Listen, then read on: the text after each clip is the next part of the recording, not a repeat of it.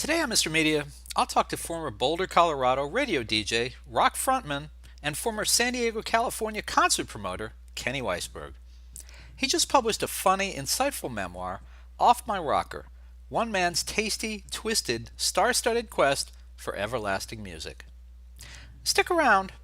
We'll get to the bottom of what's wrong with brown M&Ms if it's the last thing we do.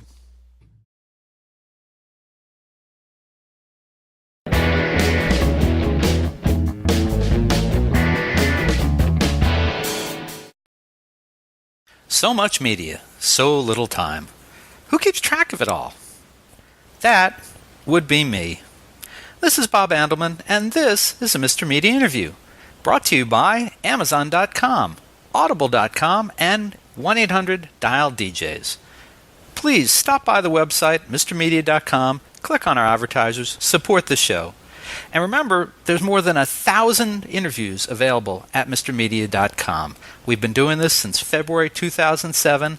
Hope you'll find something you like. And thanks for listening.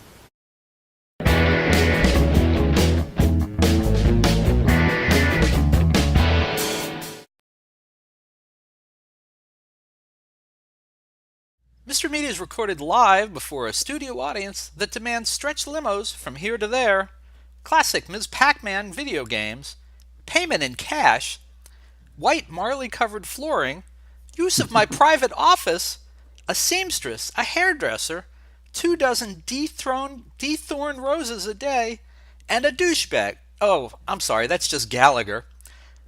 In the new media capital of the world, St. Petersburg, Florida.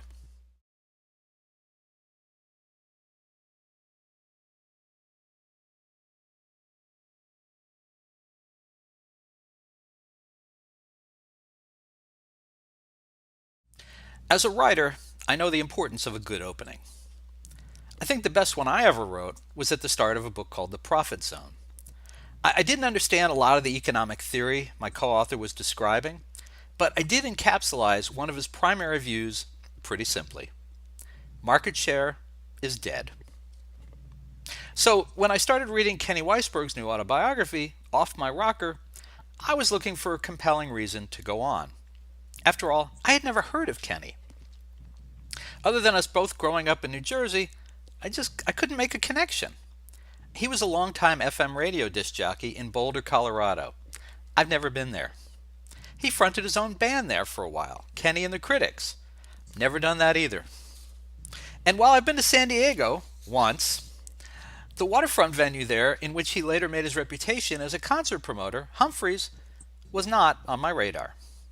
So, when his book opens on the day of December 10th, 1967, he really needed to win me over quickly. He did.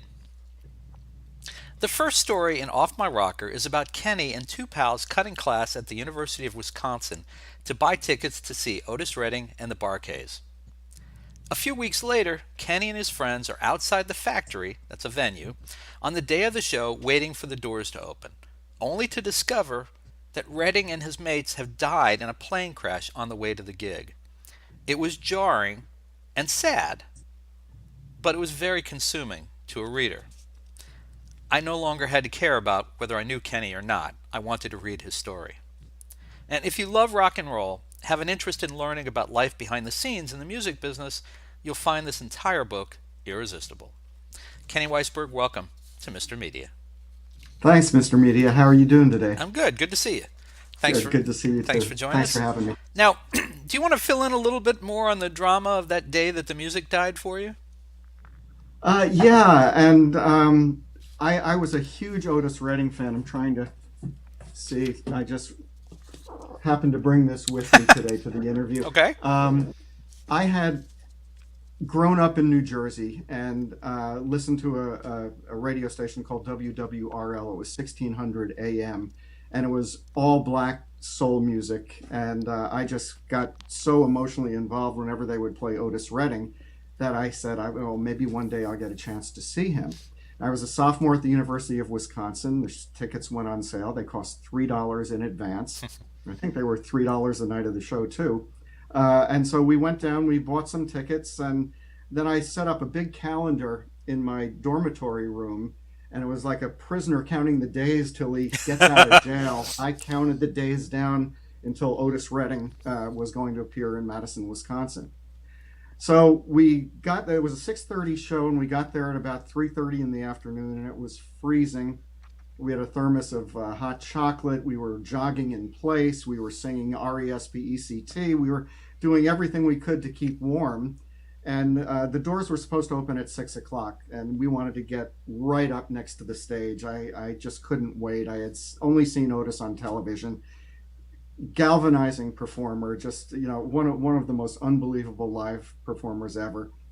And the door didn't open at 6, and we're freezing, and the line is growing longer and longer, and people start staccato clapping, open the door, and they didn't. And then all of a sudden it was 6:30. It was supposed to be showtime, and the manager of the venue came to the door with a bullhorn, and also with a placard announcing that Otis Redding and the Bar-Kays had been in a plane crash, and that tickets could be refunded at the back door.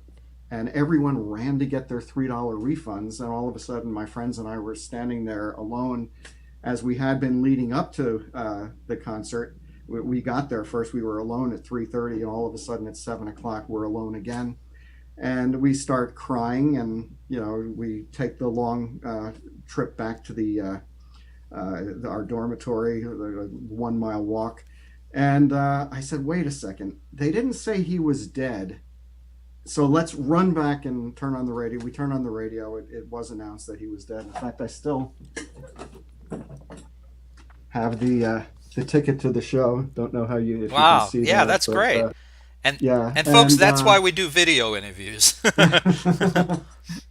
Yeah, so that night, I couldn't sleep. I couldn't believe what had just happened. I mean, it was confirmed that he and the Bar-Kays were dead. And the next day we found out the trumpeter, Ben Cawley, of the Bar-Kays, had somehow survived and was rescued. And he's still alive, as a matter of fact.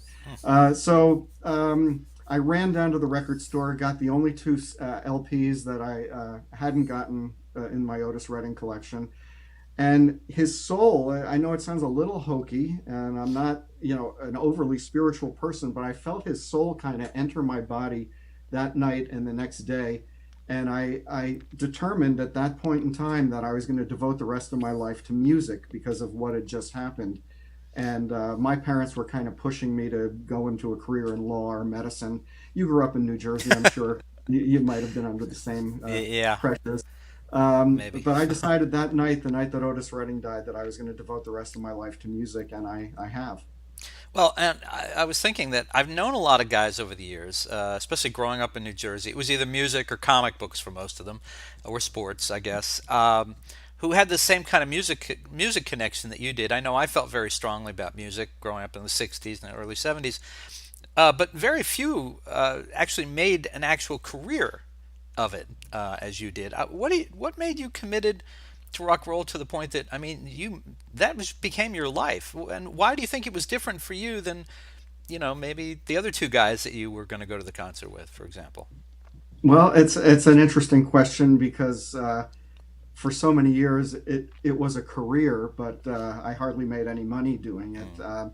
When I was 8 years old, I was listening to AM radio in New York, and some of my favorite disc jockeys were Peter Tripp and Murray the K. Kaufman and Scott Muni and Alan Freed and all these people that became legendary. I was listening to them when I was 7, 8, 9 years old, and I was transfixed. I used to sit by the transistor radio when Peter Tripp would count down the top 40 every Wednesday night, and I would write down number 40, the Crystals, number 39, Gene Pitney, et cetera, et cetera. And at my 8th birthday party, I said to my parents, I'm going to be a disc jockey. And they laughed and chuckled, and I told all my friends, I'm going to be a disc jockey. And then finally, when I ended up in Boulder in 1971, I fell in love with this radio station, KRNW. It was an underground FM station, and I listened to it every day. I didn't know that I was going to end up staying in Boulder, but through a series of circumstances that I write about in Off My Rocker, I met the morning guy there, and we became friends, and he sort of finagled to get me into the station on the substitute list, but I kind of fudged how much experience I had had. Kind of I told my fudged. I lied. I lied my ass off. Okay. And but I talked a good game, and eventually, actually, less than a month later, my friend left the station in Boulder, recommended that I take over his morning slot, and I did. And being on the radio, I write about it in the book. I didn't know what I was doing. Was called into the station to do my first show. I had never been in a radio station before, even though I said I had 4 years of experience. So I went in there. I faked my way through the first 6 hour shift, and became sort of natural at it. I mean, it became I was living out my fantasy and being an FM disc jockey at the time. That kind of led to almost everything else that I write about in Off My Rocker. Listeners would call in that were editors of periodicals, newspapers, magazines. They really enjoyed what I had to say on the radio, and they convinced me that I should be writing about it, that I should become a critic, that I should do features, that I should do record reviews. And so I said, okay. And when you say, how did you have a career doing this? Well, I was paid $5 per record review and $15 for 3,000 word features, and it wasn't. And I was paid $1.60 an hour to be on the radio. So I just it was all a labor of love, and I was living hand to mouth in a lot of ways. And eventually, I ended up in putting a band together, because people that listened to my radio show and read my reviews would say things to me like, "Oh, I'd like to see what you can do. If you think you're so great, let's see what you could do." And I put a band together at age 32. And then someone that used to listen to me on the radio called me up out of the blue, said, "I just moved to California. I'm starting a concert company. I'm rescuing a dying concert company in San Diego. Do you want to come work for me?" And the series of circumstances that led to me becoming a concert promoter are pretty harrowing. I said yes, but little did I know the trouble that I'd be getting myself into by relocating from Boulder to San Diego. I kind of write about that in explicit detail in Off My Rocker. And so it was just a calling. That's about all I can say. And I went through many, many, many lean years before moving into the concert business. I finally learned how to make a living. I didn't know how to make a living for the longest time. It's interesting. I remember being in my room when I was very young and having my turntable, and this sounded very familiar in your book, wanting to spin records. So then you would try to get a second turntable, and you'd go back and forth, and you'd try to think of what to say. And I never had anything good to say, but I loved spinning the records. And my little brother took over years later. He discovered Elvis and took my turntables, my little plastic turntables, and he would open his bedroom door, turn on the turntable, and get everybody gathered around, and he would imitate Elvis. And he wanted to be a disc jockey, and he wanted to be a performer, and that's what he wound up doing. He became a party disc jockey, and I give him credit for that. You were recording yourself, introducing records and doing stuff. I mean, you just went through a 20-year period of your life, 20 plus years. I'm going to slow it back down and go back a little bit with you, because you skipped over some good stuff there. But do you think it was easier in the early days of FM to just kind of appear and walk into a radio station than it would be today, or do you think it's actually in some ways similar to today, where you could start your own internet radio station, I guess, or your own band, because you could be online? Yeah, the internet has changed everything, obviously. Commercial radio is not what it used to be when we grew up listening to it. I I had a lot of chutzpah back then to lie about my experience, and I don't recommend that anyone that's listening this that aspires to be in radio does the same thing. But I just knew what I wanted to do, and there are several chapters about how when I was a kid.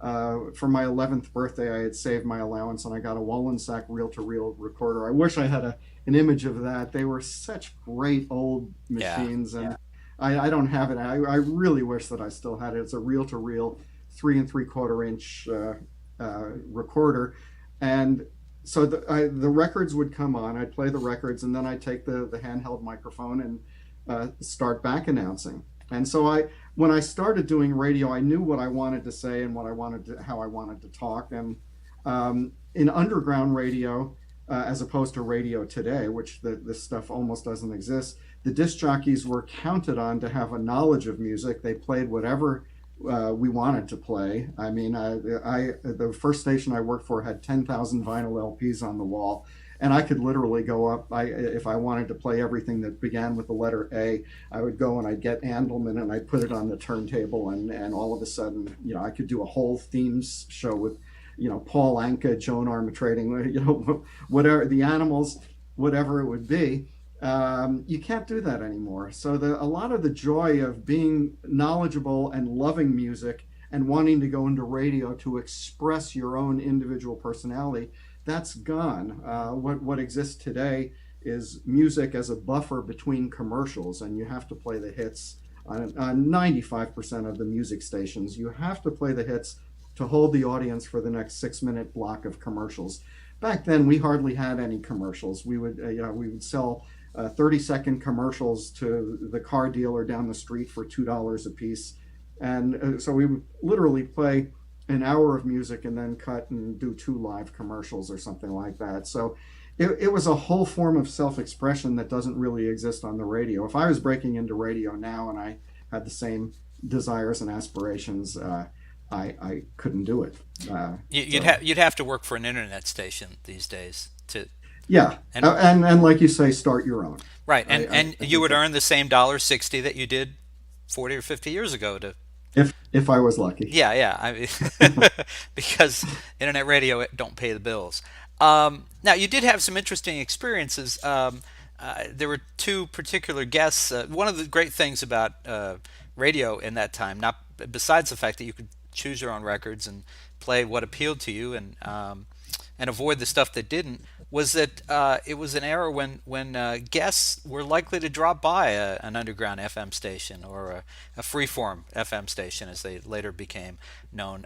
You had 2 that stood out in my mind. You had Elvis Costello come through, I think, on his first tour, and Yes. I think it was after that sometime you had Bill Murray pop up.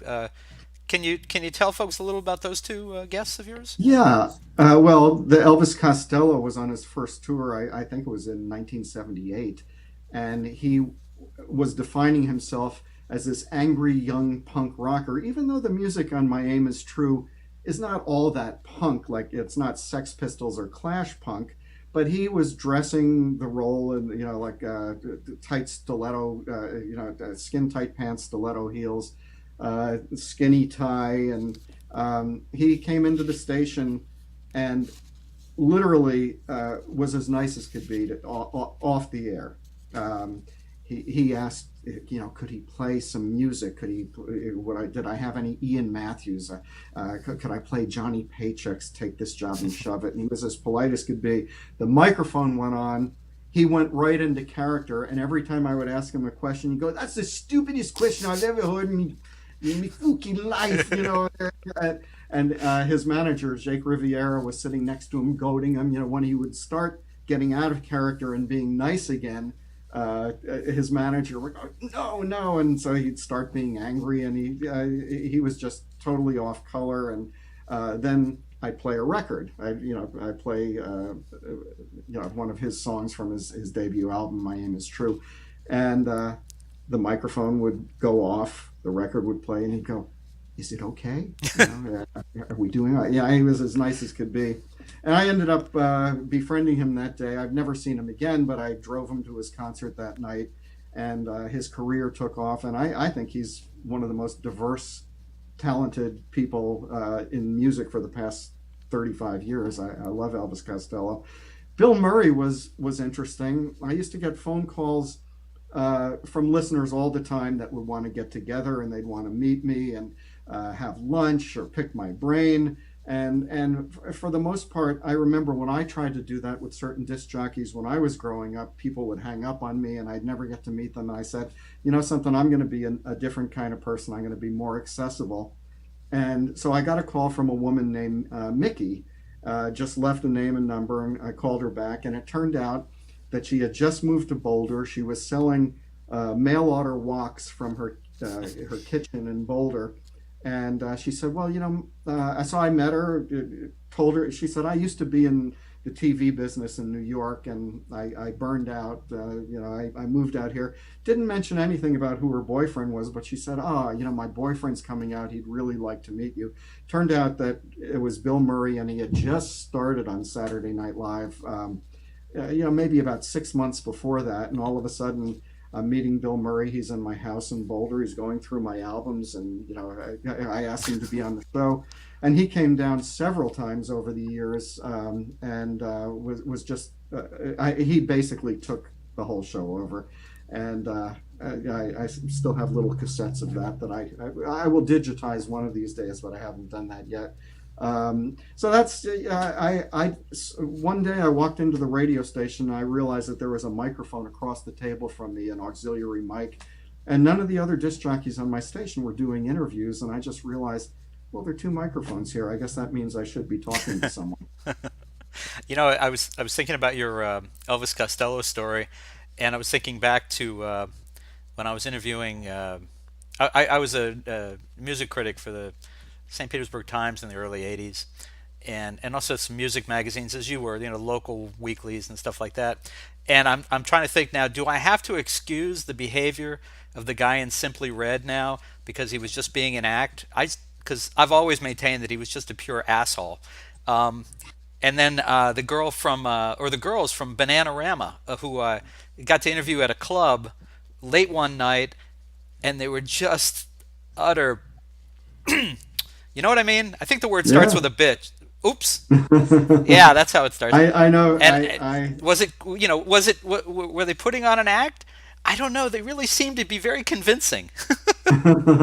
Well, Elvis was definitely putting on an act. Yeah. I've met other people that aren't very nice, and just couldn't wait for the interview to be over. Graham Parsons, who That died was a way good too story. young. Yeah. Yeah, I mean that story's in there in detail, but he was a total dick, Yeah. and the only reason I even got the interview was because the club that he was playing at with Emmylou Harris as his backup singer and Paramore at the time, Hmm. the club was closed, shackled, for non-payment of rent or something like that, and they had to move it on the fly to the Pioneer Inn up in Nederland, Colorado, and he needed to get the word out because the show was that night, and the club he was had all his equipment and it was closed and shackled and locked, and so he had to do the interview. And then I was a huge Birds fan. I don't know if I brought out some of my favorite records, but one of my favorite Hmm. groups and records of all time, the Birds. So Graham Parsons had been a member of the Birds, and I had all these questions about he had refused to go on tour of South Africa with the Birds because of the apartheid laws, and dropped off the tour. And so I wanted to ask him about that, and so I would ask him a very informed question, about leaving the Birds and taking Chris Hillman with him, et cetera, et cetera.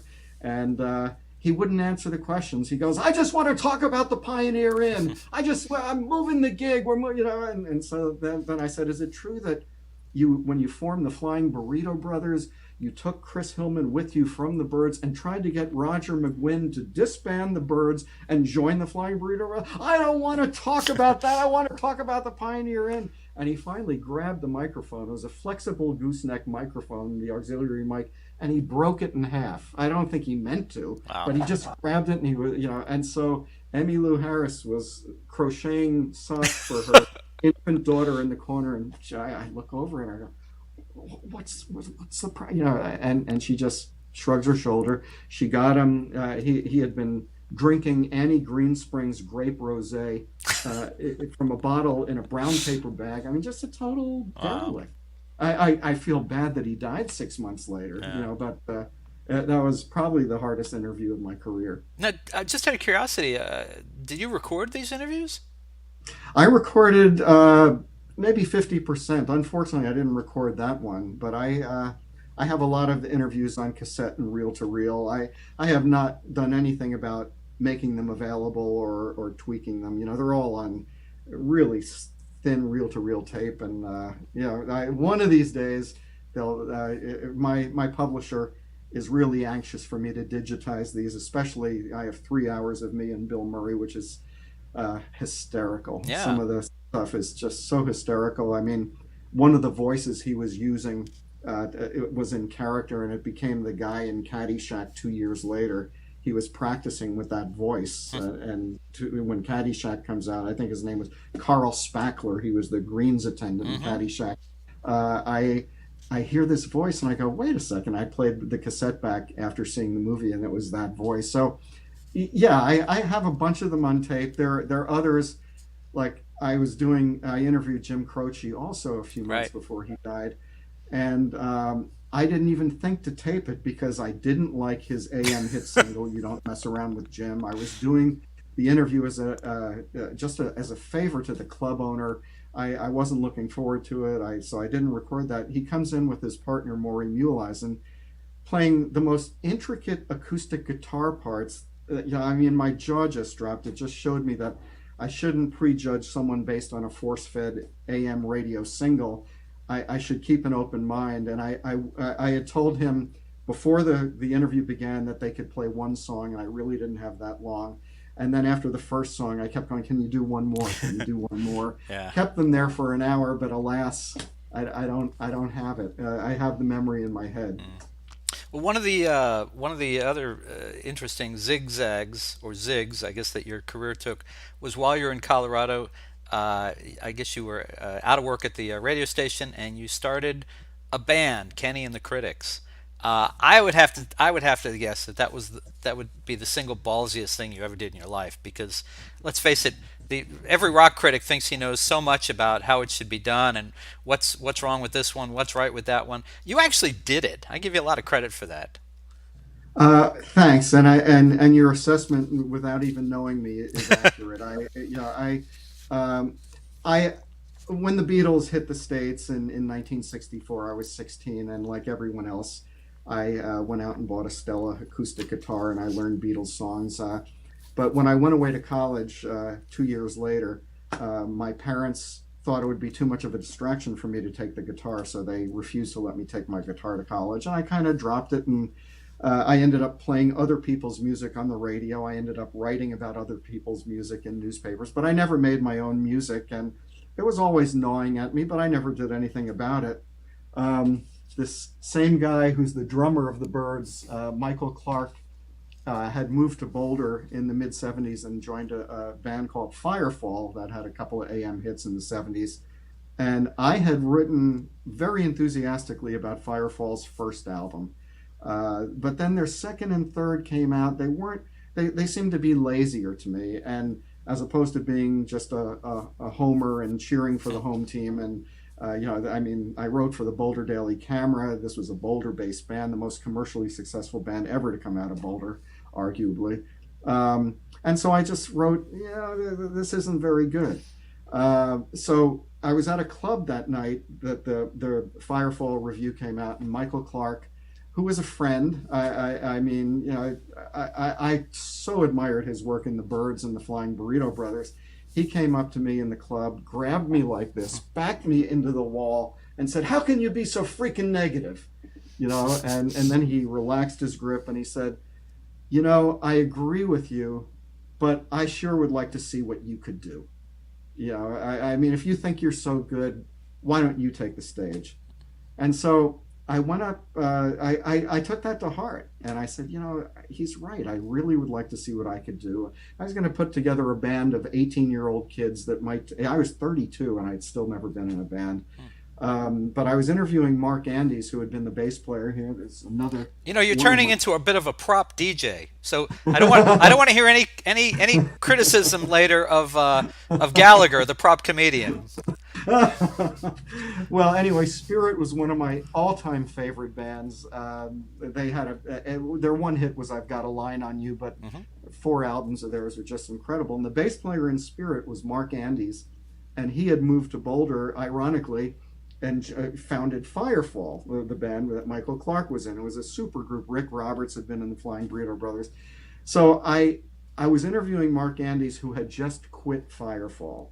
This is a few months after Michael Clark did this to me and said, "I'd like to see what you could do."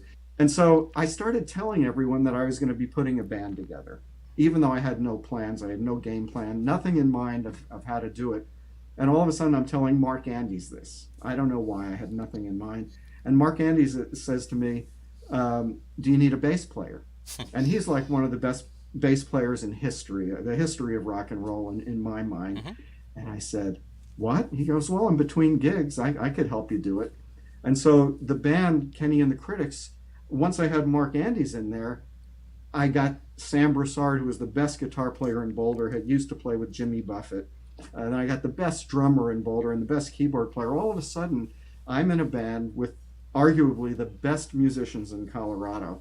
And I had never even sung into a microphone before.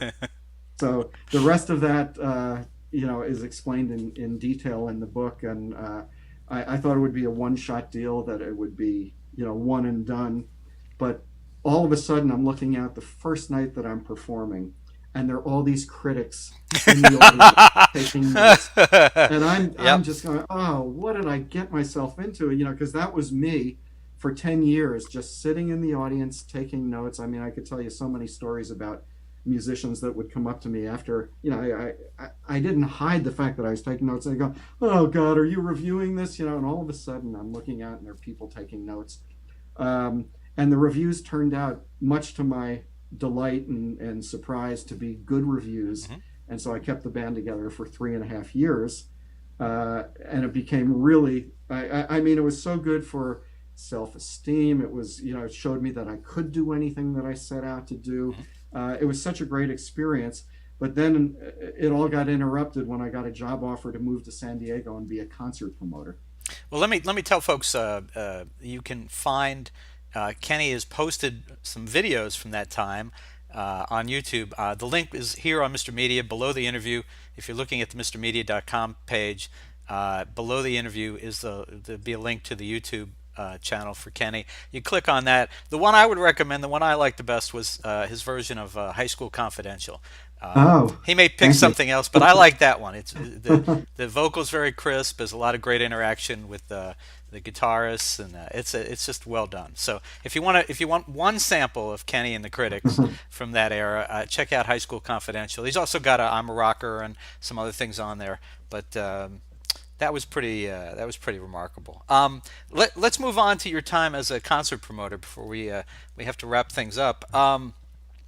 So you've gone from you've taken the challenge of I'd like to see what you can do, going from disc jockey and music critic to rock star essentially in Boulder, and then you get this opportunity to be a concert promoter. It got off to a rough start, but it did eventually work its way out. We'll save some of the details for the book. Um, Yeah.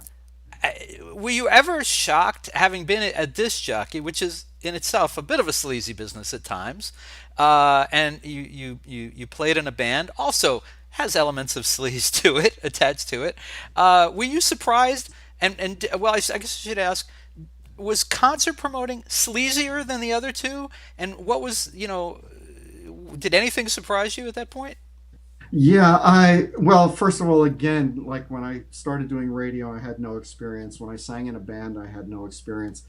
When I moved to San Diego to be a concert promoter, the guy that hired me was an old friend, and he said, I'm going to put you to work in this office, learn the business, and make sure they're not ripping me off. Make sure that they're spending my investment properly. So I was basically a watchdog, and I ended up being, the staff psychologist, because all the people that had been in the business and working together for years, and here I am, the new kid coming in, and plus at age 35, changing careers.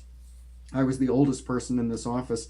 I had to break up fist fights. There was a guy and a girlfriend that I had to separate them when they would start screaming at each other. I literally printed out cards that said Kenny Weissberg, staff psychologist.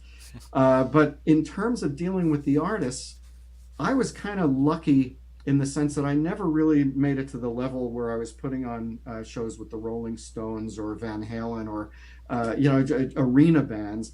I focused on this 1,400 seat venue, Humphreys. It's an outdoor venue. It was seasonal, and I was doing everything from jazz to country to soft rock to some hard rock and comedy, and so I was dealing with not the big superstars. Well, there were some that deigned to play our small place, but I didn't have as much issues with the artist's demands. Most of them were fantastic to deal with. Of course, I select some of the divas that I had to deal with, and have a chapter in Off My Rocker called Diva Demands. And but what was sleazy about the business is the agents driving up the prices to fostering bidding wars against rival promoters. The rival promoters bribing the agents with gifts and drugs, and I detail it all in the book. Which nearly, And which actually did cost you your job when you played that game for a while. yes, Yeah. yes, it cost me my job for a couple of days, which I explain in the book. But I started behaving like the people that I had written about concert promoters when I was a critic, and they were never my favorite breed of people. And then I became one, and I said, I'm going to do this differently. But then I started succumbing to some of the demands to stay competitive and to just, I became as greedy as the people that I disdained. And at some point, I really had to examine, do a lot of self-examination. And I actually left the business after 23. I can't believe I lasted 23 years, but I left in my prime because of the way that it was going. I explain it pretty much in the book. I was thinking a lot about, as I was reading this, a buddy of mine who worked for Phantasma Productions here in Florida for a long time, Yeah. and then he worked out in I can't remember where he worked out in Arizona, and now he's in San Antonio with the arena there, helping put on shows and stuff. And I'm going to send him your book when I'm done with it. Maybe I'll tell him about it. Let him buy his own copy. Put a couple dollars in your pocket. But I was thinking about that, and I was thinking about things that I used to hear from him. Tell me a little bit about some of the people that you mentioned in the book. For example, Chuck Berry, of course, is legendary, Yeah. not just for his guitar work and his duck walk, but for not showing up or pulling out at the last minute. You had your own moment with him. I did, and to be fair to my agent at the William Morris Agency, for years, whenever I would bring up, I want to book, I booked all my heroes in the early years of concert promotion. I booked the Everly Brothers, I booked Fats Domino, I booked Jerry Lee Lewis, I booked Roy Orbison. I mean, I was like a pig in, can we say pig in shit? Of Or we course. gotta, yeah, so Nope. okay. I was just so happy, and Chuck Berry was one of the icons and one of my heroes. But every time I would try to book him, the agent would say, "No, I want to remain your friends. You do not want to book Chuck Berry." And it's been documented later in the Taylor Hackford documentary, Hail, Hail, Rock and Roll, how Chuck Berry treated Keith Richards, even as a member of a band backing him up. And so finally, my agent shifted territories, and I was with a new agent. And the new agent said, "Hey, how about Chuck Berry?" I said, "Well, I wanted to book him for years, but my agent just kept saying, 'No, I want to be your friend.'" He goes, "Oh, that's old Chuck Berry." And so I booked him in 1988, I believe, and I couldn't wait to meet him. I couldn't wait for the night to come. And then he shows up 5 minutes before showtime, and I'll let people read about it in the book, but the show almost didn't take place. There was a certain amount of extortion involved. It just made me say, be careful what you wish for. I really had wished to get to know Chuck Berry and work with him on a regular basis, and it didn't happen quite like that. I always wanted to see him play live, and over the years, I heard so many horrible stories about him, in terms of turning up and demands and not being a no-show. I, I, I probably regret this, but I never did go see him because I always felt if I paid the money for the ticket, he wasn't going to be there anyway, or he'd pull some crap, or he'd walk out, and I thought, I don't know. Well, the times I presented him twice. I mean, concert promoters have short memories, and even though he put me through all these ridiculous changes in 1988, 7 years later, I must have had the 7 year itch. I booked him again, thinking, okay, he's 7 years older. It's going to be easier. It wasn't. And so 1995 was probably the last time I ever saw Chuck Berry. And in terms of you never seeing him, it would be another notch on your concert going belt to say that you saw Chuck Berry, but he played out of tune. Mm. He forgot lyrics to songs that he had written. It was unrehearsed. I mean, you have all people promoters have to hire backup bands for Chuck Berry, and he gets there 5 minutes before the show, and the band's saying to him, "What key is it in?" And he goes, "Whatever key is on the record." And then they said, "Well, do you play it exactly like it's on the record?" He goes, "If I lift my foot up, you start, and when I put my foot down, you stop." And so he did two shows in one night, and the second show was much better because the band had adjusted. Right. But yeah, he didn't care. He just wanted to go. He get his paycheck. He did the duck walk and he sang his songs, but he kept stopping in the middle of songs and saying, "I'm an old guy. You can't expect me to remember all the words." And the audience is singing along, knowing every word of his songs. He couldn't even remember his own lyrics. So you didn't miss much. All right, all right. Um, uh, were there any artist stories that you left out of the book for one reason or another that would you'd care to tell here? Yeah, well, it's there were a lot of things. My editor judiciously cut about 100 pages. I don't know Wow. that there's going to be a sequel to this book, but the stories that I love the most, that my publisher eventually said, something, no one cares about that. There were artists that I championed. For instance, Southside Johnny and the Asbury Jukes. They're not popular outside of the tri-state area. They're popular in New Jersey, New York, Pennsylvania, maybe Ohio. I tried bringing them out west many times, and they didn't draw that well. But I got I had a really nice relationship with Southside Johnny Lyon, so I wrote lovingly about that, and she chose not to put it in the book. Mm. There are other more obscure musicians that I became very good friends with. Richard Thompson, who had been a guitarist in Fairport Convention, Sure. and the most jaw-droppingly brilliant guitarist that I've ever met. So I would write. The ones that got cut from the book were pretty much the loving homages that I have toward lesser known people. Mm. And I mean, at kennyweissberg.com, I'm starting to blog. I can't believe it's a 21st century and I'm just starting to blog. But I think a lot of the stories that didn't make it to Off My Rocker will make it into blog form at kennyweissberg.com. All right.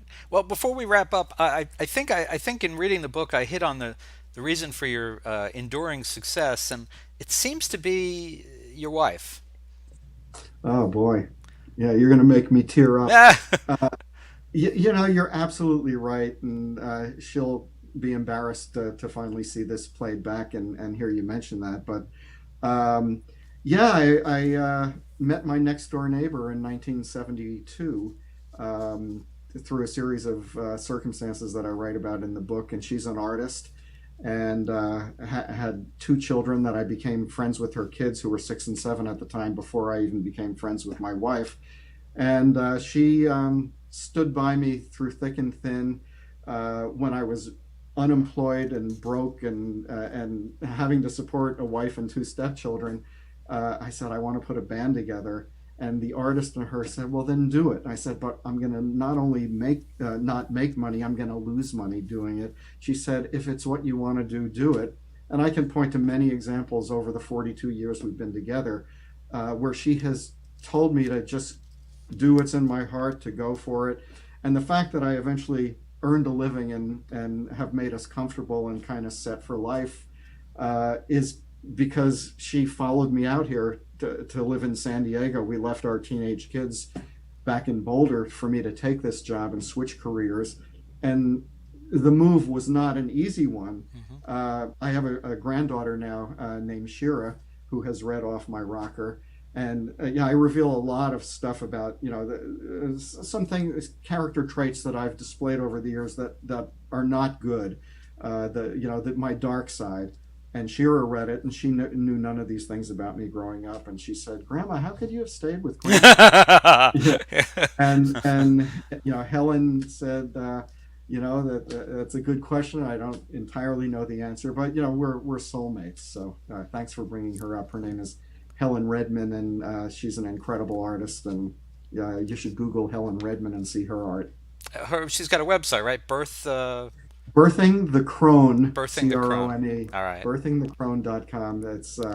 She's sensational, and we're about to celebrate our 42nd year together. I was going to say, Helen, for 42 years with this man, you get a free plug. Uh, it's all I can offer, but hey, make of it what you will. Folks, listen, you can find Kenny Weissberg's peek behind the rock and roll curtain. Off My Rocker, one man's tasty, twisted, star-studded quest for everlasting music. It's in great bookstores everywhere, or you can order it right now at a great price at MrMedia.com. You know the drill by now. If you're watching it on MrMedia.com, below the video, somewhere over there or over there, is the cover of the book. Click on it right now. It'll take you to Amazon. You can have it delivered electronically, perhaps instantly, or if you want a hardcover paper, a hardback paper version, you can have it in a day or two. Just click there, order a copy. I guarantee you're going to love this book. If you have any interest in music, any experience in any of these industries too, I think you'll get a kick out of it. Kenny, I think you mentioned that you have a website. Is it kennyweissberg.com? Yeah, kennyweissberg.com, and Weissberg is Weissberg. And if you order it through my website, I'll sign it and send it out to you, a signed copy. That's the one thing, unfortunately, you can't do by ordering a book at Amazon. And Mr. Media, my only regret about not being in radio and television anymore is that I can't turn the tables and interview you, because your life is pretty damn fascinating too. Yeah, tell my daughter. And I know you're on Facebook. Are you on Twitter as well? Yeah, I'm on Twitter. I'm not a real active tweeter, but I should be. I mean, I'm a first-time author. This is yet another new adventure for me in my long life of first adventures. So I have to learn how to play the game better than I've played it so far. But at kennyweissberg.com, you can read blogs and see all future appearances. And of course, this podcast will be posted there as well. Very and cool. thank you so much, Mr. Media, for your time today. My pleasure. Kenny Weissberg, thanks so much for joining us, Mr. Media, and good luck. Thanks a lot.